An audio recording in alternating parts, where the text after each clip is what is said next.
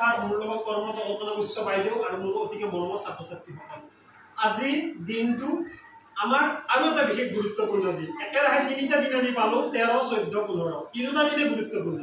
আজিৰ দিনটো আৰু গুৰুত্বপূৰ্ণ। আজি দুটা দিৱস, তাতো এটা দিৱস, এনেকুৱা এটা দিৱস যিগৰাকী ব্যক্তিৰ কাৰণে আমি এই দিৱসটো উদযাপন কৰিছো। তেখেত হ'ল ডক্টৰ APJ আব্দুল কালাম, ভাৰতৰ প্ৰাক্তন ৰাষ্ট্ৰপতি আৰু মিছাইলমেন বুলি যাক কোৱা হয়। মিছাইলমেন এগৰাকী বিজ্ঞানী। গতিকে এটা দিৱস হৈছে বিশ্ব ছাত্ৰ দিৱস আৰু দ্বিতীয়টো দিৱস হৈছে বিশ্ব হাত ধোৱা দিৱস, যাক আমি ৱৰ্ল্ড হেণ্ড ৱাছ ডে বুলি কওঁ। দুটা দিৱসৰ লগত এটা বিশেষ ধৰণৰ গুৰুত্ব আছে। APJ আব্দুল কালামৰ লগত আমাৰ এটা সুন্দৰ টাচ আছে, সুন্দৰ সম্পৰ্ক এটা আছে। আমাৰ মানে মোৰ নহয়, আমাৰ গোটেই ভাৰতবৰ্ষৰ ছাত্ৰ ছাত্ৰীৰ পৰা আৰম্ভ কৰি একেবাৰে ওপৰ মহললৈকে। 2 নম্বৰটো বিশ্ব হাত ধোৱা দিৱস। হাত ধোৱা দিৱস মানে আমি জানো যে হাত আমি কিয় ধুব লাগে, এইটো সম্পূৰ্ণ স্বাস্থ্যজনিত এটা দিৱস। এতিয়া দুটা দিৱসৰ বিষয়ে চমুকৈ ক'বলৈ অলপ চেষ্টা কৰিম, মই প্ৰয়াস কৰিম। বিশ্ব ছাত্ৰ দিৱস, ছাত্ৰ বুলি কওঁতে ওৰে জীৱন ছাত্ৰ হৈয়ে তেওঁ থাকিল। কোনোদিন এনেকৈ নাভাবিলে যে মই বহুত শিকিলো, মই এগৰাকী ডাঙৰ বৈজ্ঞানিক হলো, ৰাষ্ট্ৰপতি হলো, মোৰ কি শিকিবলৈ থাকে, এই কথাটো কোনোদিনে নাভাবিলে ডক্টৰ APJ আব্দুল কালামে। ওৰে জীৱন ছাত্ৰ হৈ হৈয়ে তেখেতে এই পৃথিৱীৰ পৰা গুচি গ'ল। কিন্তু ভাৰতবৰ্ষক ইমান দিছে, কিন্তু ভাৰতবৰ্ষৰ পৰা একো নোলোৱাকৈ তেওঁ তেখেতে এই পৃথিৱীৰ পৰা গুচি গ'ল। গতিকে তেনেগৰাকী মহান ব্যক্তিৰ ওচৰত আমি সদায় চিৰঋণী হৈ থাকিব লাগিব, সদায় ঋণী হৈ থাকিব লাগিব। কাৰণ তেখেতে গোটেই ভাৰতবৰ্ষক সম্পূৰ্ণতা প্ৰদান কৰিছে। তেখেতৰ নিজৰ যি বুদ্ধিমত্তা, তেখেতৰ যি প্ৰতিভা, এই প্ৰতিভাৰে তেওঁ সমস্ত দি থৈ গৈছে। 2 নম্বৰটো বিশ্ব হাত ধোৱা দিৱস, স্বাস্থ্যৰ লগত জড়িত এটা দিৱস আমাৰ, যে আমি হাত ধুবলৈও যেন শিকিব লাগে, এই কথাটোও যেন আমাক ক'ব লগা হৈছে। তাৰমানে আজি আমাৰ বিভিন্ন ধৰণৰ বেমাৰ আজাৰ আমাক পীড়া কৰিছে। কিয়? তাৰমানে এই হাত ধোৱা কামটোত আমি ক'ৰবাত অনীহা দেখুৱাইছো, অনীহা কৰিছো। আমি এই যে হাত ধুব লাগে, এই যে আমি টকা পইচা লাগো, হাতখন ধুব লাগে, এনেই ধুই দিলো নহয়। তাৰ হাত ধোৱা কি ধৰণে হাত ধুম, আমাক দেৰিকে আমি কল্পনা বাইদেউ তোমালোকক শিকাই দিব আজি যে চিষ্টেম কোনটো।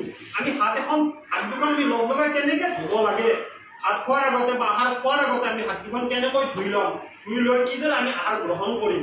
এই যে হাত নোধোৱা স্বভাৱ, আমি টকা পইচা লাৰিলো, কোন মানুহৰ কি বেমাৰ আজাৰ থাকে আমিতো নাজানো, হয়নে?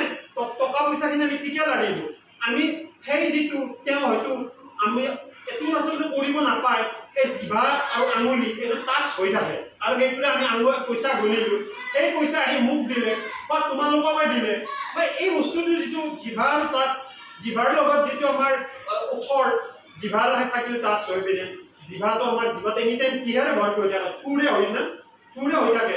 সেই থু আৰু আমাৰ হাতৰ আঙুলি এইবিলাক টাচ হৈ পিনে পইচা গণোতে বা অন্যান্য যি কাৰণতে নহওক কিয়, এইবিলাকৰ সম্পৰ্ক হৈ আমাৰ নানা বেমাৰ আজাৰ হোৱা আমি দেখা পাওঁ।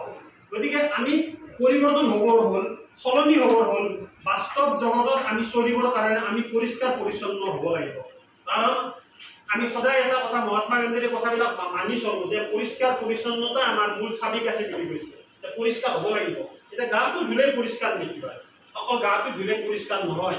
আমি হাত দুখন আমি ব্যৱহাৰ কৰি থকা বস্তু, এই দুখনে আমি ব্যৱহাৰ কৰি থকা অংগ, এই দুখন হাত দুখন আমি ব্যৱহাৰ কৰিয়ে থাকোঁ। আমি খোৱা লোৱাৰ পৰা আৰম্ভ কৰি আমি যি কামেই নকৰোঁ কিয়, হাত দুখনে হৈছে মূল। গতিকে হাত দুখন আমি চাফ চিকুণ কৰি ৰাখিব লাগিব, পৰিষ্কাৰ পৰিচ্ছন্ন হৈ থাকিব লাগিব।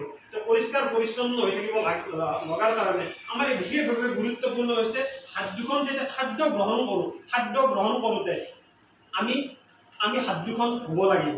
তো হাত কেনেকৈ ধুব লাগিব, এনে হাত দুখন ধুলে নহ'ব, আমাৰ চাবোন ইউজ কৰিব লাগিব। আমি যিহেতুকে আমি এতিয়া তাহানিৰ যুগত নাই, এতিয়া যুগৰ পৰিৱৰ্তন হৈছে, নানা বেমাৰ আজাৰে আমাক ক্ৰিয়া কৰে, আৰু বিভিন্ন মানুহৰ লগত আমাৰ আদান প্ৰদান হৈ থাকে, সম্পৰ্ক হৈ থাকে। গতিকে চাফ চিকুণ হ'বৰ কাৰণে আমাক হাত দুখন লাগিব। হাত দুখন আমি পৰিষ্কাৰ পৰিচ্ছন্ন হৈ থাকিলেহে আমি খাদ্য গ্ৰহণ কৰিব পাৰিম, বা দৈনন্দিন জীৱনটো সুকলমে চলাই নি আমি মানৱ জীৱনত বৰ্তি থাকিব পাৰিম, সুন্দৰকে জীৱনটো উদযাপন কৰিব পাৰিম। আৰু কিমান কম আৰু নকওঁ, সদায় কৈ থাকোঁ তোমালোকক। গতিকে এই দিৱসটো আমি এনেকৈ উদযাপন কৰিলোঁ। দুটা দিৱস, মাত্ৰ এটা প্ৰেক্টিকেল দেখাব আছে তোমালোকক। বিশ্ব হাত ধোৱা দিৱসটো কিদৰে আমি উদযাপন কৰোঁ, তাত এটা প্ৰেক্টিকেলি তোমালোকক দেখুওৱা যাব। এইখিনি কৈয়ে মই বক্তব্য সামৰণি মাৰিছোঁ।